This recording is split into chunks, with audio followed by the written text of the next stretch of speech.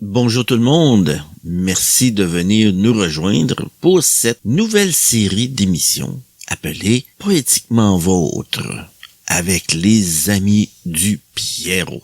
Dans cette série, nous présenterons des auteurs et, bien entendu, des performances.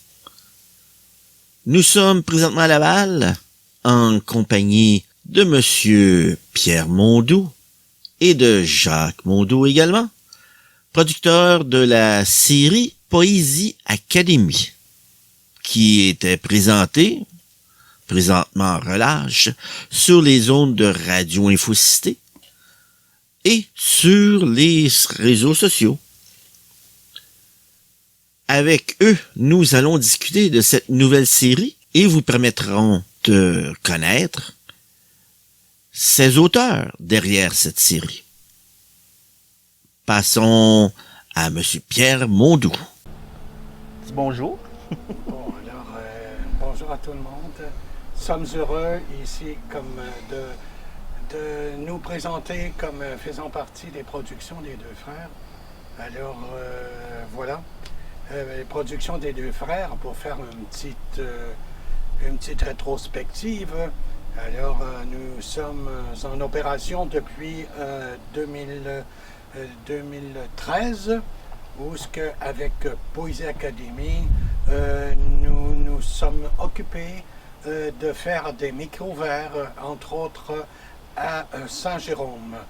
Et 2017 a été un peu plus difficile parce que, premièrement, l'endroit où nous étions, au Café Carrousel, a fermé ses portes et nous en avons tout de même profité pour faire différents autres endroits, à Saint-Jérôme toujours. Alors, mais depuis automne 2017, à cause un peu du fait que les endroits n'étaient peu disponibles et avec la pandémie en début d'année, et voilà que là présentement nous sommes à revenir à différents projets et que nous sommes en train de monter présentement.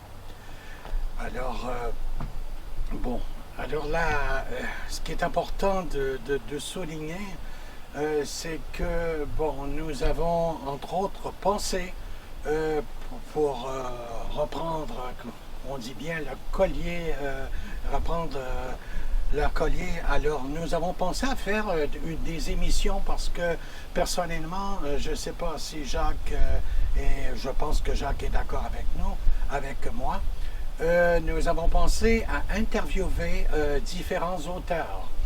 Alors, pourquoi? Parce que, bon, écoutez, la poésie est quelque chose qui m'a toujours très, très intéressé. J'ai écrit, j'ai publié tout ça, mais j'aimerais bien que nos auteurs entre autres d'ici, et peut-être même d'ailleurs, qu'on puisse les interviewer pour savoir c'est qui a derrière une écriture. Pourquoi que les gens écrivent et qu'est-ce que ça leur apporte. La conception très, très, très forte du fait que les gens écrivent, et je pense que les gens écrivent avant tout pour eux-mêmes. Un texte est très, très, très bon, très communicatif. Avant tout, il doit servir celui qui écrit.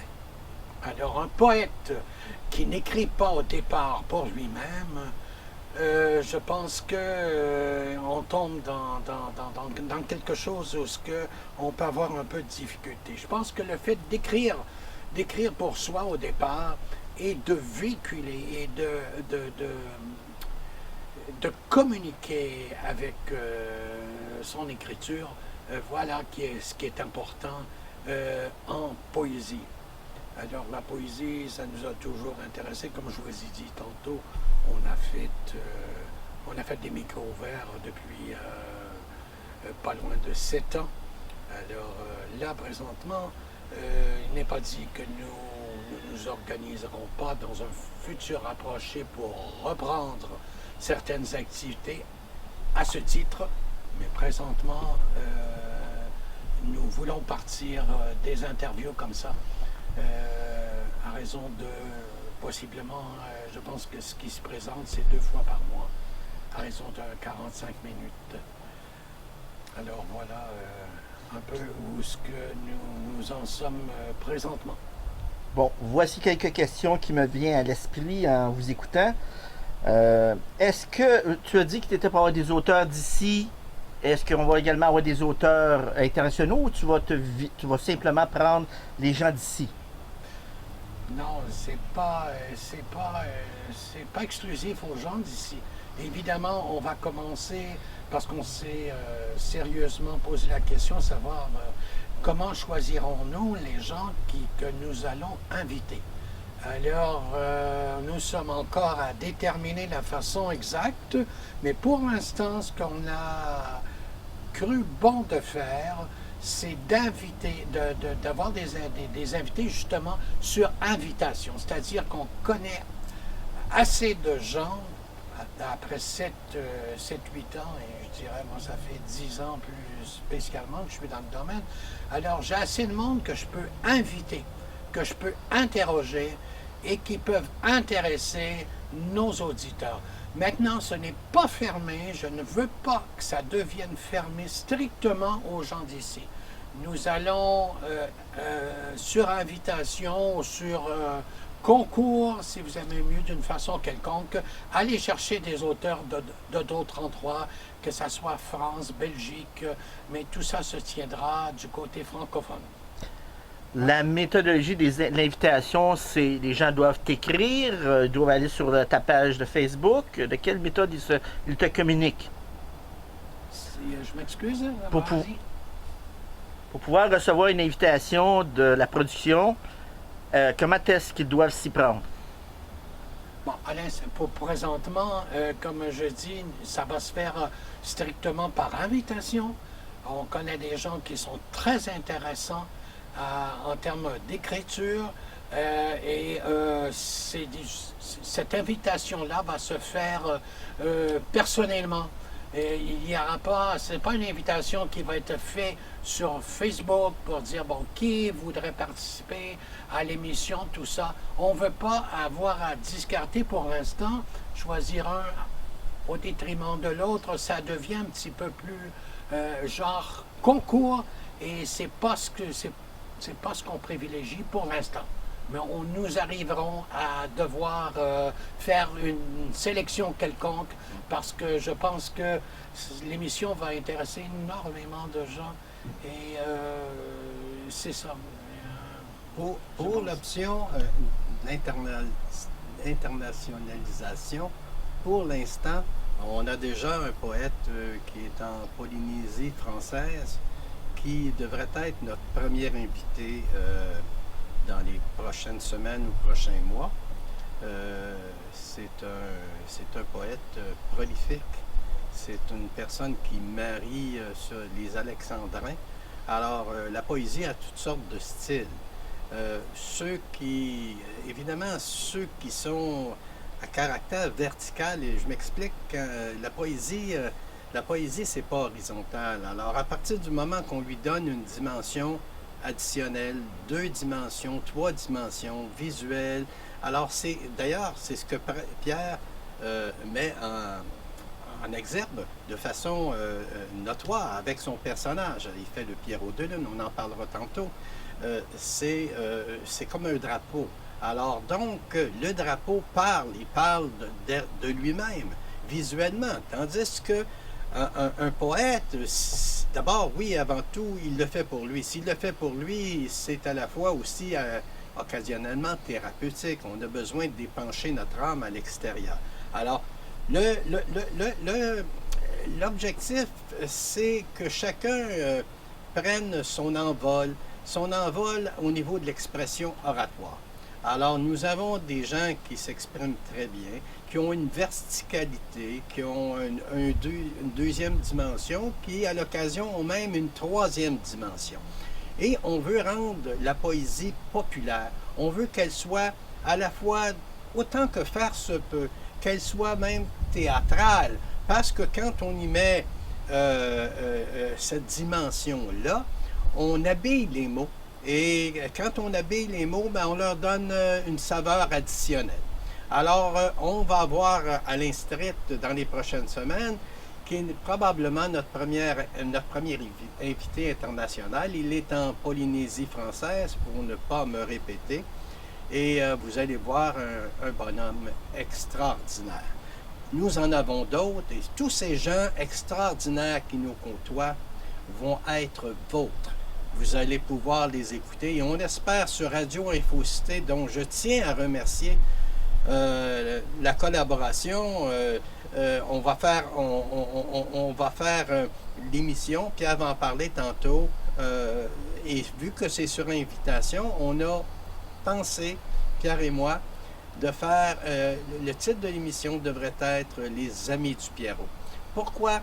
Parce que d'abord et avant tout, Pierre a déjà commencé l'an passé avec une rubrique dans un journal d'une municipalité. Et puis, il avait déjà initié ce genre d'invitation. Alors, on poursuit dans le contexte où ce qu'on ne peut pas, pour l'instant, s'asseoir collectivement ou faire la même chose qu'on faisait auparavant, mais ça va déboucher sur d'autres choses. Alors là, c'est un transit et c'est un suivi de ce qu'était Poésie Académie. Moi, j'ajouterais que l'émission se veut une tribune, permettre à des gens qui, chez eux, dans leur bureau, dans leur maison, tout ça, qui sortent des choses qui sont absolument extraordinaires, mais qu'ils n'ont pas l'occasion de communiquer ce qu'ils ont à dire.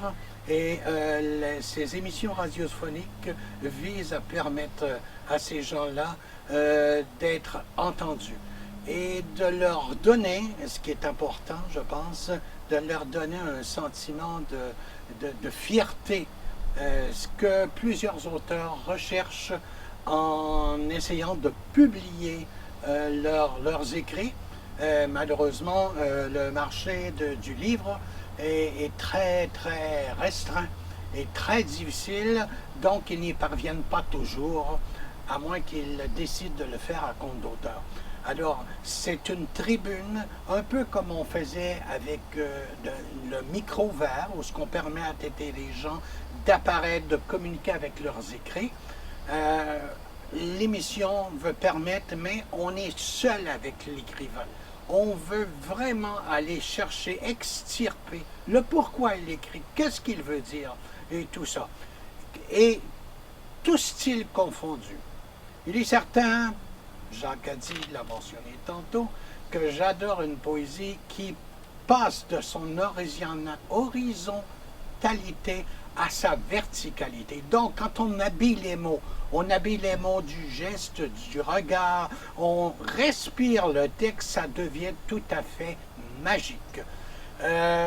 Bon, il va y avoir des gens qui le possèdent un peu plus que d'autres, tant mieux, mais je veux dire, avant tout, nous allons donner la parole à les gens, différents styles, tout ça. Nous allons tenter de connaître ces gens-là qui se cachent derrière les écrits qu'ils vont nous apporter. Oui, et je veux juste conclure un peu sur ce que Pierre vient de dire. Moi, j'ai eu l'occasion, dans le passé, de faire une émission de TV sur radio, en fait, sur Vidéotron, il y a déjà quelques années. Et j'avais une émission où ce que j'invitais au niveau d'une politique municipale. je recevais. Et la façon que je pense qu'on va faire dans le contexte de cette émission-là, c'est que l'émission, c'est l'émission de l'invité. Et tous ceux qui font de la radio le savent, et même de la télévision, à partir du moment qu'on fait plaisir à notre invité, il fait feu de tout feu. Alors, à ce moment-là, c'est l'émission, vraiment, ce n'est pas notre émission. On veut pas, on n'est pas un but de cette émission-là. On veut que les gens soient contents, soient fiers. Et puis, la fierté que Pierre parle tantôt, la fierté que tous, consciemment ou inconsciemment, tous ceux qui écrivent veulent atteindre ce genre de partage avec l'extérieur. Et ça amène même le grand plaisir des fois d'être lu par d'autres. Il s'agit de savoir que les poètes qui ont été lus par d'autres, qui ont écrit et qui sont lus par d'autres ont un plaisir incommensurable. Il s'agit de l'essayer. À ce moment-là, c'est un miroir de ce qu'ils ont fait. C'est comme de partager le plaisir d'une naissance. Alors, c'est comme ça qu'on veut transcender derrière l'émission qu'on va faire avec chaque invité. C'est son émission comme telle.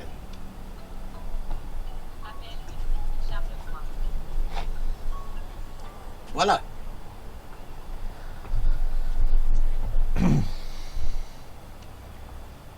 OK. Je vais juste rajouter une question parce que vous avez fait des... Faut que je coupe quelque part. Okay? On fait de la tire. Ouais, arrêtez de faire de la tire. On fait de la tire. OK. Pierre et Jacques, puisque vous semblez être les deux coproducteurs pour l'émission, est-ce qu'on va encore avoir un segment poésie dans l'émission? Ou on va juste faire de la jasette? Non, il va y avoir un segment de poésie. C'est certain que les gens qui vont se présenter, qui vont regarder, qui vont exprimer leur leitmotiv,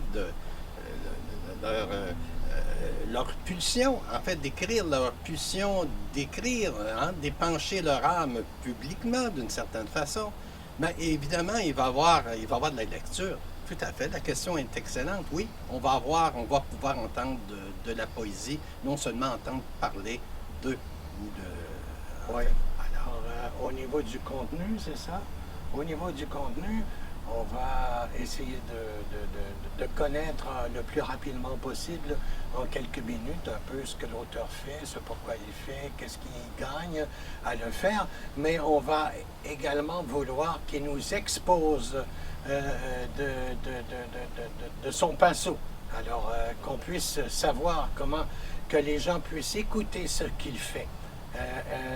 Pour une bonne partie de l'émission. Voilà ce qui est important là. C'est pas juste une interview sur l'individu, mais vraiment une démonstration unique et très personnelle, autrement que dans un micro ouvert où on rencontre plusieurs personnes et à tour de rôle on fait 3 minutes. Alors il va y avoir quoi, un 10 ou 15 minutes qui vont lui être attribuées et lui nous donnera de ses écrits ou ce qu'il ressent le plus, les écrits qu'il privilégie. Je pense qu'on est toujours meilleur dans ce qu'on privilégie, nous autres mêmes.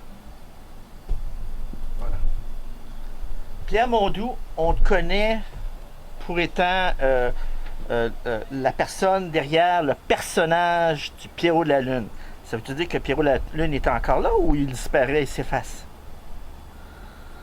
C'est qu'on est quelle est la personne derrière le Pierrot? C'est un peu ça la question? Non, mais Pierre, je pense que Pierre n'a pas saisi la question. Je vais me permettre, non pas de répondre à sa place, mais de recadrer la question, Jean-Marc. C'est le Pierrot de Lune, depuis 11 ans, 10 ans, presque 11 ans, tantôt on a parlé de 2013, mais son personnage, lui, on l'a formé ensemble vers 2011. Donc, ça fait presque 10 ans bientôt que le personnage existe. Ce personnage-là, c'est je suis bien placé pour en parler parce que j'ai vu toutes les étapes de transformation ou de maturation ou de macération du personnage. On l'a fait macérer ensemble. Et présentement, c'est magique. Pierre parlait tantôt des dimensions additionnelles, la verticalité, mais le Pierrot de Lune, c'est la verticalité à son état pur. Pierre, quand il fait son personnage, il rentre en transe. C'est pas... on pourrait dire, tu rentres en transe, est-ce que tu fais ou tu le fais pour toi? Non, Pierre est présent, mais il est aussi ailleurs. Alors, c'est un personnage... D'ailleurs, ça fait dans les Laurentides, il a fait ça depuis bientôt, on parle de 7 ans bientôt, mais son personnage existe depuis 10 ans. Il l'a raffiné, il l'a perfectionné, comme disait Alain Stritt, au mérite de Pierre. Et il a dit que il perfectionne sans cesse, avec jusqu'à, diraient certains journalistes, jusqu'à l'outrance. Alors, sa poésie est outrancière. Elle dépasse la Pierre poésie Mondoux, simple. la personne derrière le personnage Pierrot de Lune. Qu'est-ce qui t'a amené et qu'est-ce que ça t'a fait pour te transformer? Et c'est quoi l'idée derrière le personnage? C'est fait tout bonnement, aussi simplement que tout ce qui peut arriver et doit nous arriver. J'ai pas... c'est très intuitif. Pourquoi le Pierrot de Lune, je ne sais pas exactement. Il y a question de mystère. Même au départ, quand j'ai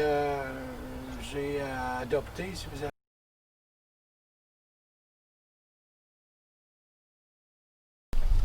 Qui n'a pas contemplé un soir de pleine lune un personnage qui tente au ciel du bois, ou dansait avec les étoiles, on l'appelait Pierrot. Pierrot jadis était poète, musicien.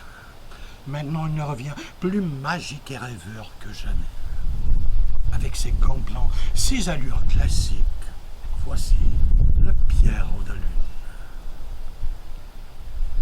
Eh bien oui, je suis bel et bien né pour rêver, faire rêver. Je suis comme je suis sous les phares de la nuit. Mon cœur a pour patrie le bleu encre des nuits. Il est celui que la lune a pour ami.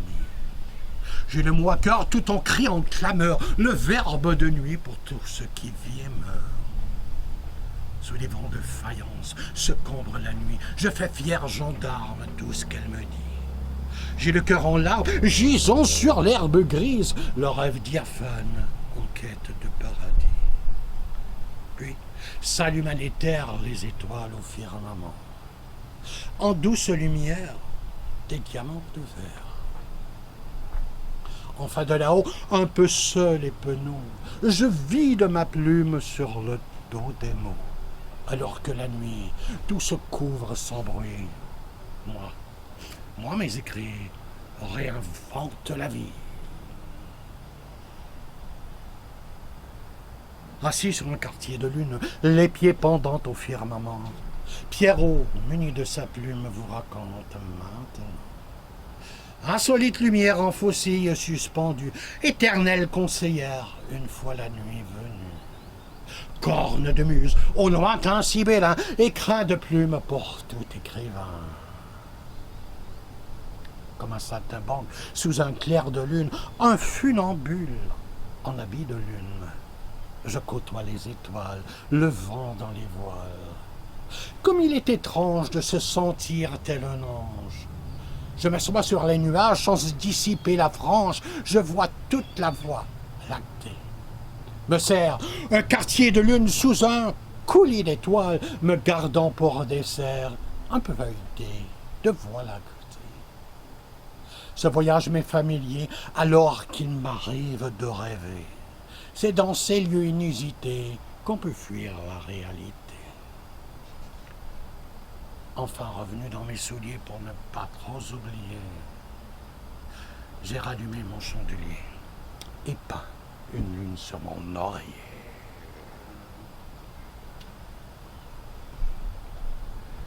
Eh bien voilà une démonstration de Pierrot. Alors, qu'est-ce à dire? le Pierrot, c'est une façon de vivre plus intensément ce qu'on a à dire. Voilà.